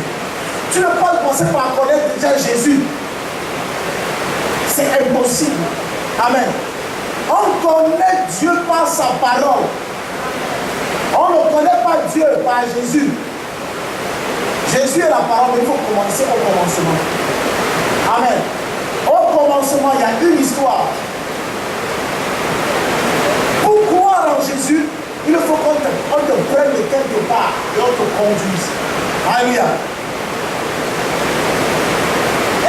connu le seul vrai Dieu? Est-ce que tu connais Dieu? On ne connaît Dieu que par sa parole. Amen. Et la Bible nous dit que c'est Dieu même qui met dans son église. C'est Dieu qui fait de nous ses enfants. C'est Dieu qui met dans son église. Si toi-même tu t'es introduit dans l'église du Seigneur, c'est normal que tu sois mal à l'aise. C'est normal que tu aies des bobos. C'est normal que tu ne sois pas, quand on chante, tu es dérangé. C'est normal que lorsqu'on parle, on prêche, quand tu t'ennuies, tu fais autre chose. C'est normal quand on prêche, tu es déconcentré. C'est parce qu'en fait, tu es mal entré. Je vous assure que prier en langue, chasser les démons. Écoutez-moi très bien. Élie a chassé combien de démons? Élie a détruit combien de prophètes de Baal? Jérémie a prophétisé combien de fois? La Bible dit que Michée était un prophète exceptionnel parce qu'il pouvait se retrouver face à 400 prophètes. Tous disent oui, mais lui dit non, parce que Dieu dit que c'est non. Mais malgré cela, il était condamné à l'enfer. Parce qu'il n'avait pas l'Esprit de Dieu. Ce n'est pas parce que je prêche comme ça que j'ai l'Esprit de Dieu. C'est parce qu'elle chante comme elle chantait là. Tout le monde peut chanter comme ça. Et mieux même, Rihanna chante mieux que ça.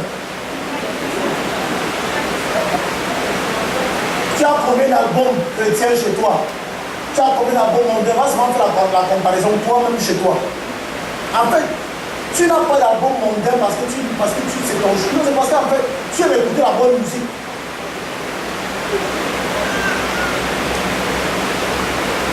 Les gens aiment écouter Richard Bonaparte, c'est bien arrangé, c'est bien joué. Laissons la jalousie, c'est bien joué. C'est bien arrangé.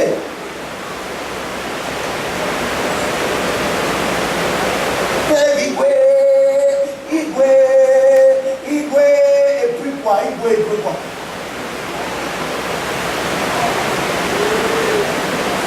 Est-ce que tu es là? La garantie c'est quoi? Qu'est-ce qui se passe après? Nous sommes... L'Église a un problème aujourd'hui. Nous sommes dans le sensationnel. On ne cherche pas l'essentiel.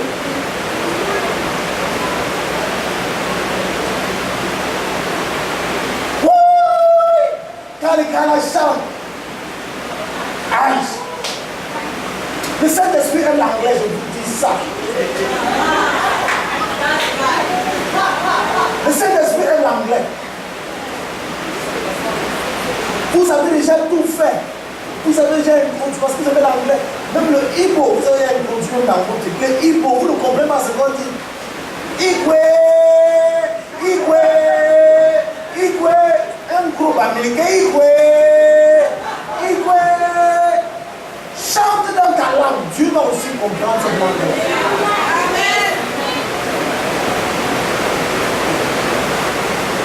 Vous n'avez pas de langue. Vous n'avez pas. Il n'y a pas les Bassa ici. Il n'y a pas les boules ici. Il n'y a pas les Américains ici. Il n'y a pas les étoiles ici. Saint-Esprit aime l'anglais. Le jour où tu chantes comme Papa Bélé, en métier, on dit que papa les villageois, les villageois. Tu peux ici, qui villageois. Dans les amas Bélé, il y a un man. Oh, dans les amas Bélé, il y a Bélé, il y a un. On dit ça, c'est un villageois. Vous savez, il y a des choses qui a l'onction qui n'a pas. C'est ça qui tue l'église, en fait. Nous sommes dans ces clichés-là. Si un pasteur, en fait, il y a des moments où j'étouffe même.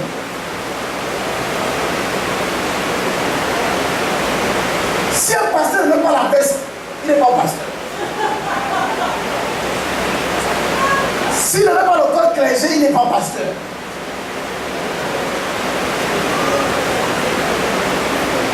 J'étouffe même. Je n'ai pas prévu. Je n'ai pas prévu ça. Je n'ai pas prévu ça. Votre protocole, moi, nous pousse même à aborder les choses juste parce qu'en fait, votre mémoire est comme ça. On va formater vos systèmes là. On va passer ce qu'on appelle le renouvellement de l'intelligence. Vous devez vous réveiller, servir le Seigneur étant à l'aise. Servir le Seigneur étant à l'aise. Un enfant de Dieu se sent à l'aise dans la maison de son père. Si tu es frustré, tu n'es pas chez toi. Tu es chez le voisin.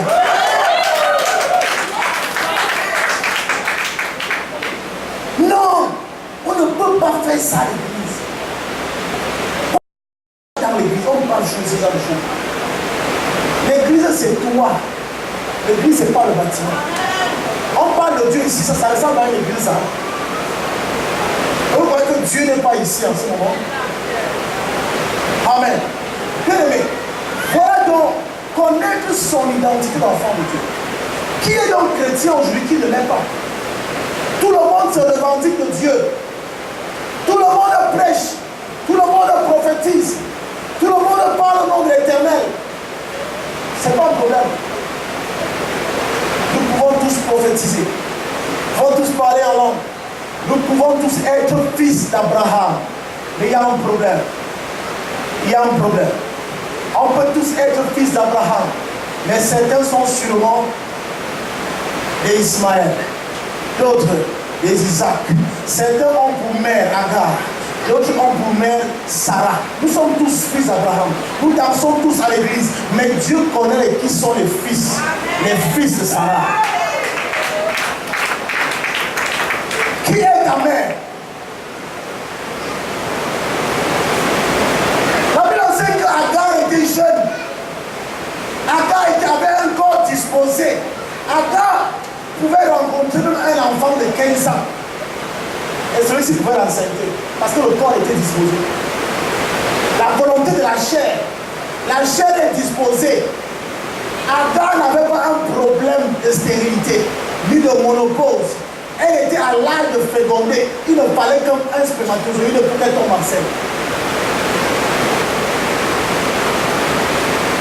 Mais Sarah, quand on la regardait, il fallait seulement le miracle de Dieu. C'est Dieu seul qui pouvait faire cela. Il y a donc nombreux parmi nous qui sont nés par la volonté de la chair et certains qui sont nés par la volonté de l'esprit.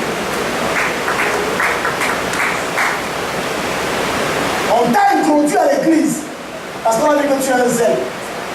Tu es belle, tu es jolie, tu es beau, tu es zélé à l'église. Dans cette ligne, je fais de toi pasteur. Je fais de toi un prophète dans mon église. Je fais de toi un bâtisseur. Je fais de toi un leader dans l'église. Est-ce que tu es appelé à être leader? Est-ce que c'est la volonté de Dieu? Si c'est la volonté de la chair, vous perdez le temps. Vous perdez le temps. Ces enfants que vous hébergez chez vous, qui ne sont pas vos enfants, finiront par rentrer chez leur véritable père.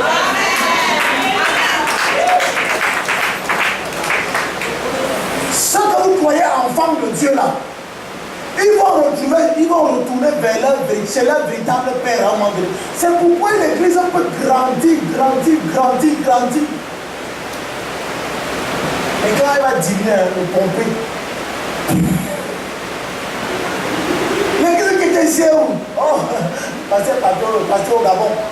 Le pasteur au Gabon. Il vend les chaises. Il vend tout le public. Il vend. J'ai acheté un micro chez un pasteur là. Il va acheter un micro chez lui. Le micro là, c'est un micro d'un pasteur. Qu'est-ce qui s'est passé? Il est retourné vers son véritable père.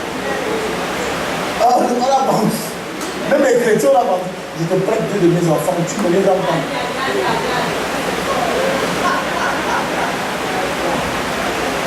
On a dit que je ne veux pas. J'ai seulement bois à 23 kilos. Et ma Bible s'y pèse 2 kilos. Donc je peux te la laisser. J'ai seulement bien regardé. Et il l'a vendu. En fait, il rentre dans sa véritable maison. Comment quelqu'un peut connaître le Seigneur et puis le programme? Expliquez-moi un peu ça.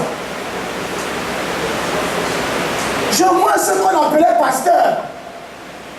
Il a changé le nom. Je suis un coach. Dieu m'avait appelé, j'étais pasteur. À un moment, il m'a dit qu'il faut que je laisse ça, que je devienne coach. Tu es déjà dans un jambi de sorcellerie, pas possible. Sors de là.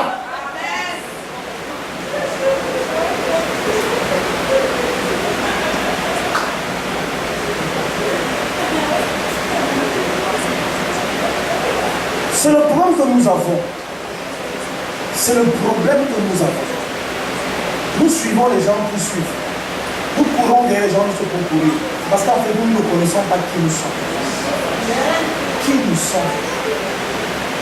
Qui nous sommes. Moi, j'accepte parfois qu'on me plaide de tout. Qu'on me dise tout. Dites tout ce que vous voulez. Ça ne me dit absolument rien. Mes oreilles sont bouchées. Je suis comme un cheval. Amen. Quand le cheval court, on lui met les œillères.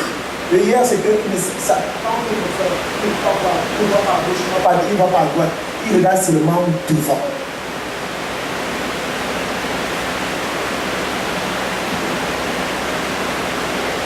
Il ne faut pas regarder par tout moment. Tu as un appel. Il répond à cet appel. Ce n'est pas l'appel d'un homme. Parce que si tu réponds à l'appel d'un homme, tu finiras au résultat des hommes. Mais si tu fais confiance à ton Dieu, si tu écoutes la voix de Dieu, combien de ministres, combien d'enfants de Dieu ont été frustrés, combien de personnes ont abandonné leur mission parce qu'en fait, ils sont tombés sur une mauvaise personne. L'église n'est pas faite parce qu'il n'y a pas de gens. L'église n'est pas faite parce qu'il n'y a pas de talents, mais parce que ces talents sont mal entretenus. On ne peut pas embrigader les gens à l'église. On ne peut pas embrigader. En fait, quand tu comprends les talents, Dieu donne les talents pour développer la société. Elles sont mes filles, mais elles sont libres de faire ce qu'elles veulent. Quand j'ai besoin d'elles, elles sont là. Amen. Mais quand elles veulent, je dis déployer votre zèle. Allez-y, faites ce que vous voulez. Soyez épanouis dans le Seigneur. C'est ça. C'est là où tu connais que celui-ci n'est pas enfant de Dieu, même si l'apôtre. Et que même si tu es évêque, tu n'es pas enfant de Dieu. L'esprit qui t'anime, ce n'est pas un bon esprit.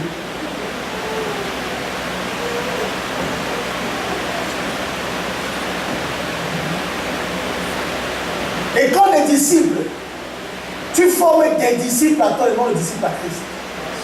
Et je vais vous dire quelque chose. Je ne veux pas être disciple de Christ.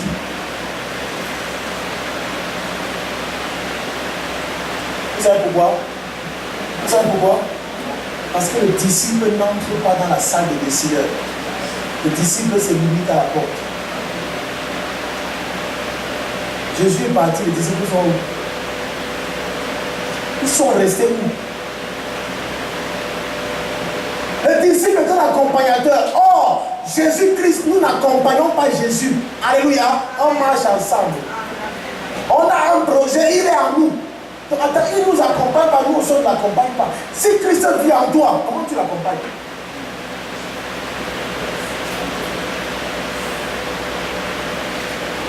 C'est pourquoi on doit cesser d'être des enfants de Dieu pour devenir des fils.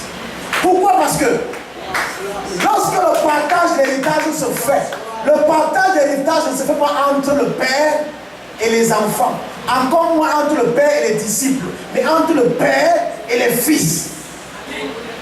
Tant que tous les fils ne sont pas assis sur la table, il n'y a pas de partage d'héritage. Le disciple ne s'asseyera jamais à table pendant qu'on se rend que le partage de l'héritage. C'est pour cela qu'il y a beaucoup de dossiers qui peuvent vous échapper parce que vous ne comprenez pas. Beaucoup de choses nous échappent parce qu'on ne les comprend pas. Alléluia. On ne les comprend pas. Un fils, un enfant, l'enfant de Dieu, le jour où tu vas manger, il mange. Si tu n'as pas, il ne mange pas. Il mange selon ton rythme. Mais un enfant, quand tu sois là ou pas, il passe à la cuisine, il fait ça, il touche les oignons, tu fais quoi? Je me fais manger, je fais une omelette. Un enfant peut faire l'omelette. Va t'asseoir, va acheter un béa à la bouillie, papi, va acheter les béas avec la bouillie. En fait, on a beaucoup d'enfants dans l'église, beaucoup d'enfants. Il réfléchit avec la pensée de son pasteur. Il réfléchit avec la pensée de son prophète. Il réfléchit avec la pensée de son apôtre. Mon pasteur a dit que, mon apôtre a dit que, mon évêque a dit ceci. Toi, tu dis quoi? Dieu t'a dit quoi? Daddy m'a dit que ceci. Mommy m'a dit que ceci. Toi, Dieu t'a dit quoi? Toi, tu dis quoi? Mommy ne mourra jamais pour toi. Daddy ne mourra jamais pour toi. Je ne te demande pas d'être rebelle à ta mommy et à ton papi. Mais je demande que tu sois réellement enfant de Dieu afin que tu comprennes quel est l'héritage. Pourquoi tu existes? Tu n'es pas né par un accident entre un ovule et un spermatozoïde. Ce n'est pas un accident. C'est pas une. C'est pas. Tu es né parce que dans la volonté de Dieu, Dieu a voulu que tu sois.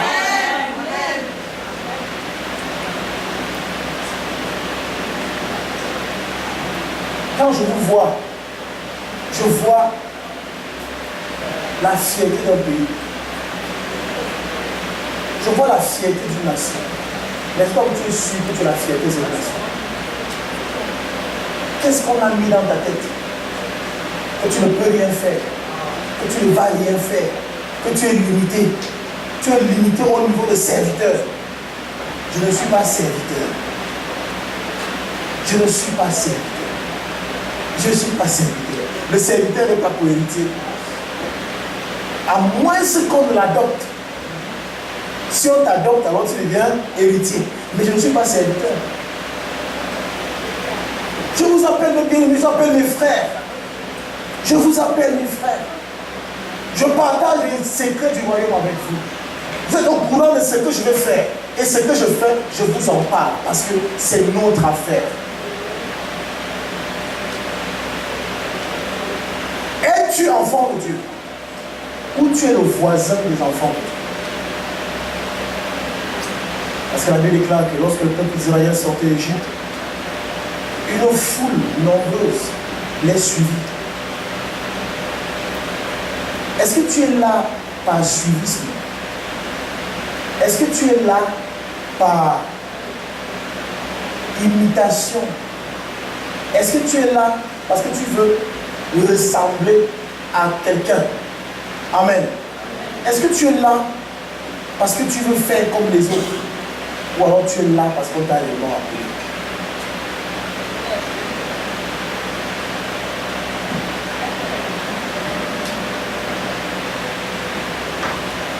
Je vous en prie, ne gâche pas ta vie en voulant ressembler à moi. Que ton modèle ne soit pas un pasteur nigérian, un pasteur ivoirien, un pasteur américain. Que ton modèle ne soit pas un artiste gospel du Nigeria ou Céline Dion. Mais Dieu a quelque chose qu'il a déposé en toi. Alléluia. Et l'ADN qui coule en toi, c'est ton ADN. Tu ne ressembles à personne. Et tu ne dois vouloir ressembler à quiconque. Fais ton ministère selon ce que tu reçois. Et non selon ce qu'on t'a dit. Et passe pas ton temps à regarder les vidéos, tu vas recopier ce que tu as vu à la télé. Comprenez? Je vous encourage à écrire. Mais ma prière, ce n'est pas que vous répétez textuellement ce que vous avez dit. Mais c'est que l'Esprit de Dieu ajoute à chacun de vous, au-delà de ce que vous recevez aujourd'hui, qu'il ajoute autre chose, afin que la révélation grandisse en chacun de vous. Amen. Donc nous devons répéter ce que nous avons écouté. Mais allez répéter à votre manière. Je vois les gens qui s'entraînent. Oh, Titi Dex, quand il enseigne, il fait comme ça.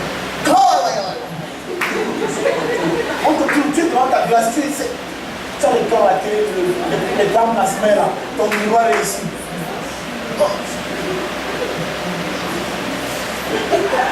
Tu commences, vous imitez les pasteurs nigérians. Vous avez atteint ce niveau-là, vos frères du Nigeria. Vous imitez les Nigérians. Vous voulez tout faire comme eux. Où est votre identité camerounaise? Il y a un message qui est le message de l'évangile au Cameroun. Nous avons notre message, nous avons notre culture.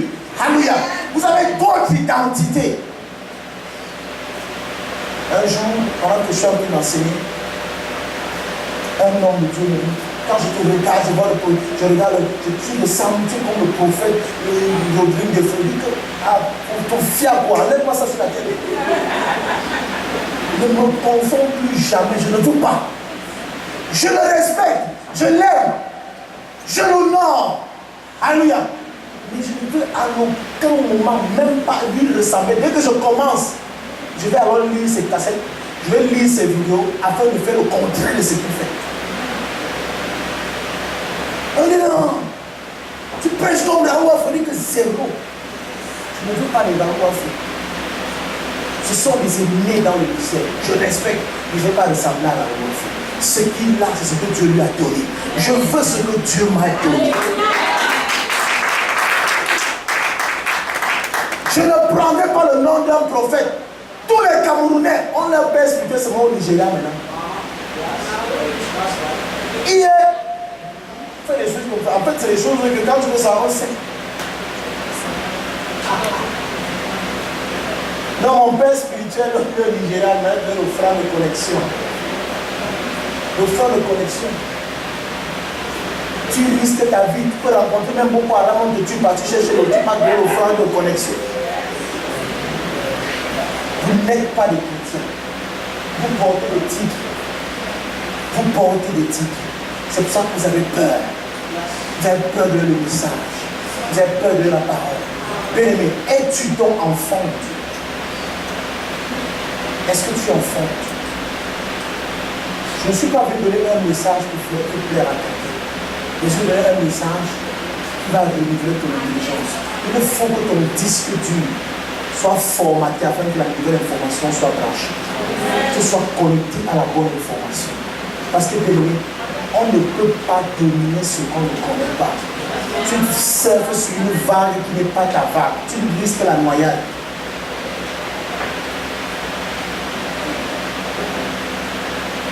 Vous ne connaissez pas Dieu. Le jour que tu connais Dieu, tu ricanes passer. Dieu te connaît, Dieu te connaît à quoi?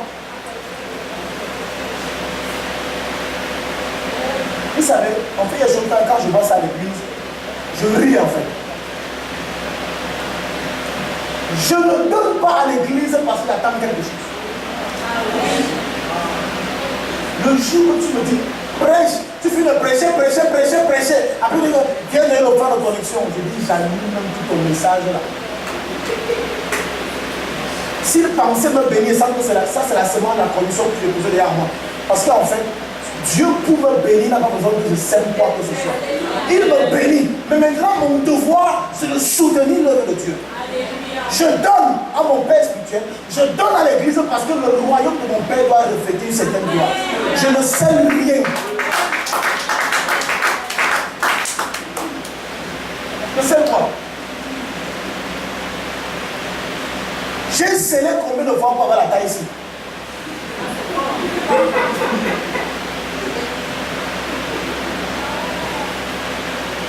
Je bénis la maison, ce n'est pas que je bénis, j'entretiens la maison de mon père. Chez toi, tu as l'écran télévisé. S'il faut l'écran ici, on achète l'écran, on approche, parce que c'est bien pour l'œuvre de Dieu. S'il nous faut des micros, je participe à ce qu'on met les micros, j'achète. Pas parce que j'attends quelque chose. C'est pourquoi vous s'aimez et vous ne récoltez pas parce que vous s'aimez avec les mauvaises intentions. Je donne pourquoi? On prophétise toi tous les jours, mais tu ne reçois pas. Tu ne te poses même pas les bonnes questions. Oh, tu as Amen. On fait la connexion. Vous courez déjà comme des moutons. Vous nous mettez à genoux, vous mettez aussi à genoux. C'est bizarre. Les pasteurs sont riches, vous êtes pauvres.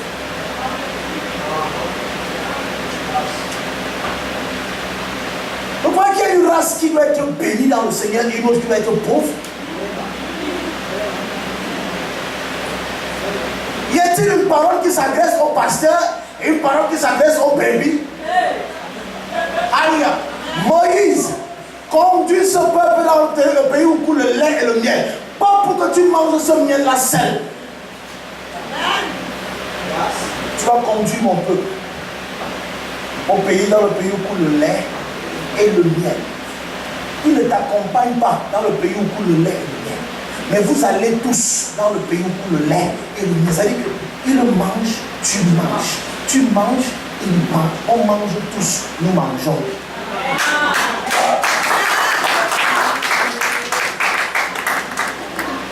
Quel décalage! Quel décalage! On parlera de ça tout à l'heure quand on parle du chrétien d'entrepreneuriat. Je m'arrête là. Est-ce que tu es donc enfant de Dieu? Tu comprends donc que tu ne parles dans une vie, tu donnes ta vie à Jésus et c'est facile comme ça.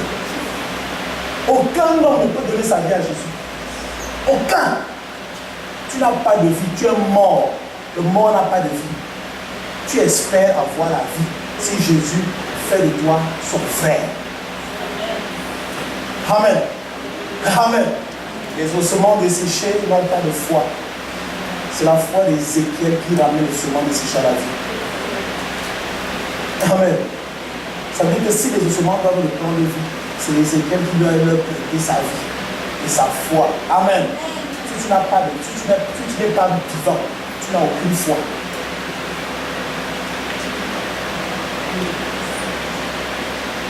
Amen. On va prendre une légère pause et puis on va passer sur le mariage. Est-ce que c'est bon? Si les gens ont des questions, vous allez noter les questions.